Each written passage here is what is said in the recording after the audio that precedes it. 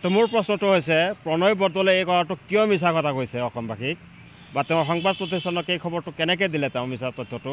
যে বোলে জুবিন গাৰ্গৰ পেৰাগ্লাইডিং কৰিবলগীয়া মৃত্যু হৈছে হুৱেৰাজ হি ইজ ইন ছিংগাপুৰ তেওঁ তাতে মানুহজন আছে তাৰপিছত কিছুমানত পাইছে নহয় বোলে স্কুবা ডাইভিং কৰিবলগীয়া মৰিছে ডেথ চাৰ্টিফিকেটো তলাই আহিছে বোলে নাই তেওঁ ড্ৰাউনিং হৈ মৰিছে এটা বিভ্ৰান্তিকৰ এটা অৱস্থা আমি নাজানো ইয়াৰ প্ৰকৃত কাৰণ সেইকাৰণে ইয়াৰ সঠিক তদন্ত বিচাৰি মই এজাহাৰ দাখিল কৰিছোঁ এটা সিদ্ধাৰ্থ শৰ্মাই হওক শ্যামকানু মহন্ত হওক তেওঁ আয়োজক আৰু নৰ্থ ইষ্ট ফেষ্টিভেলত যিমানখিনি মানুহ আছে এটা ডাঙৰ কনস্পিৰেচি এটা জড়িত হৈ আছে মই গোটেই অসমবাসীক আপোনালোকৰ জড়িত মই ক'ব বিচাৰিছোঁ এটা ডাঙৰ নেক্সাছ এটা আছে ডাঙৰ গেম এটা হৈ আছে ইয়াতে গেং এটা জড়িত হৈ আছে আজি কথা নহয় 2 দিনৰ কথা নহয় এইটো প্ৰায় মোৰতো সন্দেহ হয় 4-5 মাহ আগৰ পৰাই জুবিন গাৰ্গক হত্যাৰ এটা পৰিকল্পনা চলি আছে গতিকে জুবিন গাৰ্গক খুঁয়ে বাই থকা যিমানখিনি মানুহ আছে সিদ্ধাৰ্থ শৰ্মা হওক শ্যামকানু মহন্ত হওক শেখৰ হওক আৰু XYZ যোনেই নহওক কিয় গোটেইকেইটাৰ কল ডিটেইলছ যদি আপোনালোকে যদি চেক কৰে ইয়াত দুধ কা দুধ পানী কা পানী হৈ যাব যোৱাকালি DY365 এটা খবৰ ওলাইছে আমি চাইছোঁ সিদ্ধাৰ্থ শৰ্মাই জুবিন গাৰ্গৰ নামত থকা চিম কাৰ্ডটো তেওঁ নিজৰ নামলৈ কেলে কৰিব বিচাৰিছিল ইয়াৰ আৰু ৰহস্যটো কি জুবিন গাৰ্গৰ একাউণ্টত বোলে মাত্ৰ 10,000 টকা আছে জুবিন গাৰ্গ কি এনেকুৱা শিল্পী নেকি তেখেতৰ একাউণ্টত মাত্ৰ 10,000 টকাহে থাকিব এলাফেচা শিল্পী জুবিন গাৰ্গ তেওঁৰ একাউণ্টৰ টকা এইখিনি কি হ'ল কোনে খালে কোনে হজম কৰিছে জুবিন গাৰ্গৰ উপাৰ্জিত ধনসমূহ গতিকে গোটেই তদন্ত হ'ব লাগিব আমি দাবী জনাইছোঁ মই CIDকো কথাটো কৈছোঁ যে জুবিন গাৰ্গৰ যিমানখিনি সা সম্পত্তি যিমানকেইটা প্লেটফৰ্ম আছে চাহে এইটো জিঅ' সাৱন হওক ইউটিউব হওক ফেচবুক হওক নেটলক হওক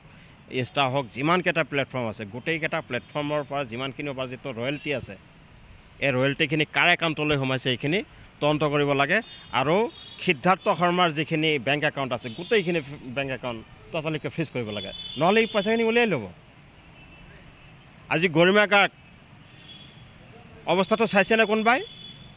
আজি তেখেতৰ কি অৱস্থা হৈ আছে কেনেকৈ জীয়াই থাকিব তাই গোটেই বস্তুটো এটা ধুঁৱলি কুঁৱলী এটা অৱস্থা বিভ্ৰান্তিকৰ এটা পৰিৱেশ সৃষ্টি কৰা হৈছে কিছুমান সংবাদ প্ৰতিষ্ঠানত কিছু বাতৰি প্ৰকাশ পাইছে আৰু এটাত আৰু এক ধৰণে প্ৰকাশ পাইছে এই খবৰবিলাক কোনে দিছে গতিকে ধুঁৱলি কুঁৱলী অৱস্থা এটা শ্যামকানু মহন্ত তেওঁ প্লেটফৰ্ম এটা দিছিলে এই কনস্পিৰেটৰ মেইন কনস্পিৰেচিৰ মানে হেৰি এটা দিছিলে তেওঁ ঠাই এটা দিছিলে যে বোলে নাই মই ইয়াত এনেকৈ প্লেটফৰ্ম এটা দিম ইয়াক ইয়াত আনি তেওঁক হত্যা কৰিব পৰা যাব ইমান ইৰেছপনচিবল তেওঁ কেনেকৈ হ'ব পাৰিলে যে ৰোগীয়া মানুহ এজনক ছিংগাপুৰলৈ মাতি নি জুবিন গাৰ্গ ক'ত কি কৰিছে তেওঁ সেই খবৰটো নাৰাখে তেওঁ নাজানে বোলে জুবিন গাৰ্গ ক'ত আছে সাগৰৰ তীৰত গৈছে নে সাঁতুৰিব গৈছে নে স্কুবা ডাইভিং কৰিবলৈ গৈছে নে পেৰাগ্লাইডিং কৰিবলৈ গৈছে তেওঁ একো নাজানে কিয় নাজানে তেওঁ ৰোগীয়া তেওঁ জানে তাৰপিছতো তেওঁৰ কোনো ধৰণৰ খা খবৰ নৰখাকৈ তেওঁক এনেকৈ মৃত্যুৰ মুখলৈ ঠেলি দিয়া হৈছে আপোনালোকে নিশ্চয় ভিডিঅ' ফুটেজবিলাক চাইছে ভিডিঅ' ফুটেজবিলাকত স্পষ্ট ৰূপত দেখা গৈছে যে জুবিন গাৰ্গ যেতিয়া সাঁতুৰিবলৈ গৈছিল তেওঁ ছটফটাই আছে পানীত উঠিবৰ কাৰণে তেওঁ ট্ৰাই কৰি আছে শেখৰ গোস্বামীৰ যদি ষ্টেটমেণ্টবিলাক যিখিনি মিডিয়াত প্ৰকাশ পাইছে আপুনি অলপ ভালকৈ লক্ষ্য কৰিব শেখৰ গোস্বামীৰ ষ্টেণ্ডবিলাক ৰাতিপুৱাই যদি এটা কৈছে 1 ঘণ্টাৰ পিছত আকৌ বেলেগ এটা কৈছে তেওঁৰ ষ্টেটমেণ্টৰ মাজত কোনো ধৰণৰ মিল নাই তাৰমানে মোৰ সন্দেহ হৈছে যে শেখৰৰ লগত সিদ্ধাৰ্থ বা শ্যামকানুৰ লগত অহৰহ যোগাযোগ চলি আছে তেওঁক মানে নিৰ্দেশ দিয়া হৈছে তই এনেকৈ ক শেখৰক যেনেকৈ কোৱা হৈছে শেখৰে সেনেকৈ মিডিয়াৰ আগত আহি ষ্টেটমেণ্টবিলাক দিছে তেওঁৰ ভাষ্যৰ মাজত কোনো ধৰণৰ মিল নাই গতিকে মই আচৰিত হৈছোঁ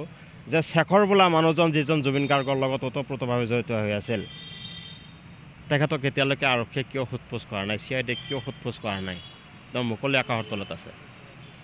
মই আচৰিত হৈছোঁ তেওঁ খালি মিডিয়া ট্ৰায়েলে কৰিব নে আৰক্ষী প্ৰশাসন বা CID তেওঁৰ এগেইনষ্টত কিবা পদক্ষেপ গ্ৰহণ কৰিব গতিকে তেওঁৰ যিটো মোবাইল নাম্বাৰ আছে তেওঁ কৈছে যে বোলে মোৰ হাতত পইচা নাই মোৰ একাউণ্ট খালী হৈ আছে তেওঁ ছিংগাপুৰৰ পৰা অসমলৈ কেনেকৈ আহিল কোনে পইচা দিলে তেওঁ এই কথাখিনি তদন্ত লাগিব আমাক জুবিন দাক মই ফোন কৰিছোঁ নম্বৰটো ছুইচ অফ দেখাইছে মই যোৱাকালি ফোন কৰিছোঁ যদি এনেকুৱা হয় আচলতে শেখৰ বোলা মানুহজনৰ ষ্টেটমেণ্টটো যিহেতুকে ঘনে ঘনে সলনি হৈ আছে গতিকে তেওঁ এটা মস্ত কালপ্ৰিট তেওঁক যেনেকৈ ডিক্টেশ্যন দিছে তেওঁ তেনেকৈ কথাবিলাক তেওঁ কৈ আছে গতিকে ইয়াৰ উচিত তদন্ত এটা লাগিব এইটো মই ফোন কৰিছোঁ এইটো আপোনালোকক দেখাই আছোঁ হিষ্ট্ৰীটো মই ফোন কৰিছোঁ 6:47 জুবিন দাক মই ফোন কৰিছোঁ এইটো নাম্বাৰ